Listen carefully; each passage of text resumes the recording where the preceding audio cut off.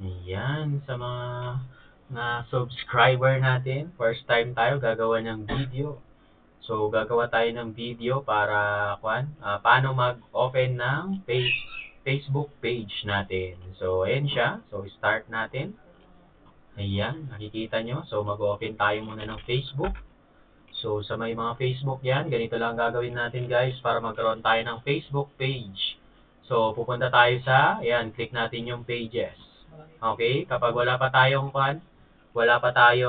page, ganito po mag-create. So, makikita mo, create new page. So, i-click lang po natin yan, create new page. So, now, pag gagawa tayo ng page natin, kailangan ng page name required yan. So, for example, yung company natin, or dito na lang sa Baguio, lagay na lang natin, front row Baguio Lux Products. So, example, ganito yung natin, title natin. Under ng category niyan, syempre, pagdating sa category, I think ang lumalabas diyan mga beauty products lagay natin. Ayan, beauty products. Ayan, wala siyang basta beauty. Meron makikita diyon. So, beauty store na lang. Ayan, ayan. So, description, ito yung description ng page mo kung ano yung mga mo dyan. Kumbaga, pag open ng page, okay, parang ganito. For example, ito yung page ko. Ayan. So, click natin yung page natin. So, sana yung page ko na latest? Yun. Front row Baguio Lock Shop by Santiago Galande. So, ayan siya. So, makikita nyo yung mismo kanina na nakalagay na details. Ito yon. So, ito yung mismo makikita mo dito. So, yun yung ilalagay mong description. For example, ito rin ang ilalagay ko. So, dapat ang ilagay mong description yung nagkakon mismo sa company natin. Okay? Yung tiniti-up mo, lalo na yung products natin. Okay? Kung bakit ka gagawa ng page natin. Okay? Same time, syempre, pag naka-create ka na, ayan. Diba? Create page. Okay? So, hindi daw pwede yung front row Baguio Lux Products. Kasi I think kaya hindi siya pwede, bawal maraming capital letter. So, gagawin natin siyang small, yan. Front row Baguio Lux Products. Ayan. Try natin kung pwede. The name invalid. We have suggest front row Baguio Lux Products. So, yun. Ganun daw. So, lagyan natin ng big letter. Ayan. So, try natin kung pwede. Or ito na lang. Ayan. Para at least mas maganda. Ayan. So, loading yung natin. So, mapapansin nyo, ganyan lang kadali mag-create ng natin. So, ayan. Nakapag-create na tayo ng natin, ng page natin. So, ganun lang kabilis yung natin. So, pag tayo na, ayan, create post lang tayo. Ang gagawin lang natin para ayan. Bago pala tayong ito sa bandang dulo, syempre, paglalagyan natin ng mismong so, kailangan may picture mismo, yung profile natin, ayan siya, add profile, saka add cover photo. Para yung mismong kalalabasan niya is ganito na. Ayan, yung ko, yung picture ko, ito yung cover photo ko. So, ganun lang kadali yung For example, di ba, hindi ko muna siya lalagyan ng picture, so save ko kaagad. So, ayan. So, ayan. Nakagawa kaagad tayo ng mga natin. Isang page natin na sa Facebook. At the same time, syempre, wala ka pang mga dyan, wala ka pang likers or followers mismo ng mo, ng page mo. Ang gawin mo lang, ito, pindot mo lang yan, see all friends. So, invite all. Okay, pwede mong i-invite all yan. Example, select all, then send invite. So, automatic, may magsisend ka agad na so we're getting a fix on soon and ganun. So, medyo pa ngayon, kailangan mo mano-mano pag i-invitein. Pero pag sa cellphone, I think pwede. Okay? So, ganun lang kadali gumawa ng page. Tapos, pag naman tayo, mag-boost tayo. For example, ito, nag-boost kasi na ako. So, ito yung binus ko last 2 weeks ago lang, sinimulan ko siya. So, ganito lang guys, para For example, nakapag-post ka na ng mismong mga pinopost mo sa Facebook. For example, ito, yung pinost ko is how to avail 50% discount on front row. So, ganito lang. For example, na-post mo na siya, meron ka makikita na boost sa mga sa mga post. So, mapapansin mo, yan yung mga So, ayan. Boost post. So, example, ito.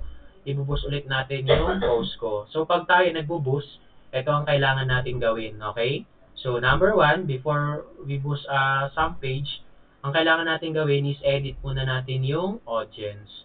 So, pag tayo nag-edit ng audience, ito ang pinakakailangan. Okay, number one, di ba, kailangan yung mismong location, hindi dapat Philippines. Kasi pag buong Philippines, entire Philippines yung mismong binuboost mo. Okay? Pero kung may specific na lugar ka, for example, Baguio, ayan, lalagyan ko Baguio City. Ayan, so Baguio City, Cordillera. So example, yan yung audience na gusto kong kunin. Kumbaga i-target dito sa Baguio. So isi-save ko lang yan. At the same time, ayun, 'di ba? Pagdating naman sa age, so kailangan natin i-limit yung age. For example, unang lalabas kasi sa inyo yan is 18 to 65. Pero hindi naman lahat ng mga 65 years old is nag-o-open ng Facebook, tama? So, mas maganda siguro, limit natin mga 45 years old. So, ganyan. Okay? At the same time, pag nagta-target tayo, makikita mo din dyan, merong female, merong men or women. So, maganda, i-all mo na lang. So, example, i-save natin dyan. So, kumbaga, dito sa Baguio, sa 18 to 45 years old, meron tayong almost 1.3 people na nagsisin or kumbaga pwedeng makakita ng ibuboost natin. So, example, save audience natin. So, ayan siya. So, pagkatapos natin mapalitan yung mismong audience or yung mismong fan, yung mismong itatarget nating people, kailangan natin, ito pala, di ba? Kailangan natin, nasa na yun? Ayan, yung messaging. Ayan, wala yung messaging dito eh. Kailangan guys, pag magkakon tayo, meron kasing pagpipilian. Yung tipong mas marami makapag-message sa'yo through messenger or yung tipong mas marami makakapag-engage sa'yo sa post mo or sa binuboost mo. For example, pag binuboost mo kasi, pag kukuha ka lang ng mismong makaka-engage, pwede sila mag-like lang ng pinost mo, pero hindi sila mag-i-inquire sa'yo. Pero kung gusto mo mag-i-inquire sa'yo, mas maganda yung ilagay mo, di ba, piliin mo yung more messages or kumbaga, inquiring message. So, ayun siya. For example, yun na yung ginawa mo. So, pagkatapos mo gawin yun, so dito na. Ito na yung, kumbaga, ikakon mo yung amount kung ilan yung gusto mong i-boost. For example, sa 100 pesos ko, sa 1 day na yan, pwede mo siyang gawing 2 days or 1 day. Okay? Kasi the more na kuan, kumbaga, mas malaki yung amount sa isang araw mo, mas maraming pwede makasin. So, mapapansin nyo, 1.2, di ba, to 3.4K yung pwede makakita sa post ko in just 1 day, in just 100 pesos. Pero pag nilimit natin yan ng 50 pesos, for example, di ba, ginawa natin 50 pesos, pansin nyo, mas bumababa yung mga nakaka-reach ng people o kumbaga nakakasi. So, mas maganda, suggest ko, pag ikaw magbo-boost, 100 pesos per day. Okay? After that, pag nakuha mo na, na-settle mo na yung mga, kumbaga, ilang days or kumbaga, ilan yung gusto mong i-boost sa isang araw, pwede mo din gawing 2 days yan. For example, para at least mas matagalan or kumbaga mas madalian ka, pwede mong gawing 500. So, pwede mong gawing 5 days. So, automatic, example, ang date ngayon is October 11 na. So, matatapos siya within 5 days. So, October 16 matatapos. So, pagka ako na, after mo na makuhan, so, kailangan mo na i-settle yung payment mo. So, pag ikaw mag-settle ng payment, pwede kang gumamit ng Paymaya, pwede kang gumamit ng, tawag to, ng GCash or yung mismong video account mo, pwede. Pero I suggest, kasi nagkaroon na ako ng,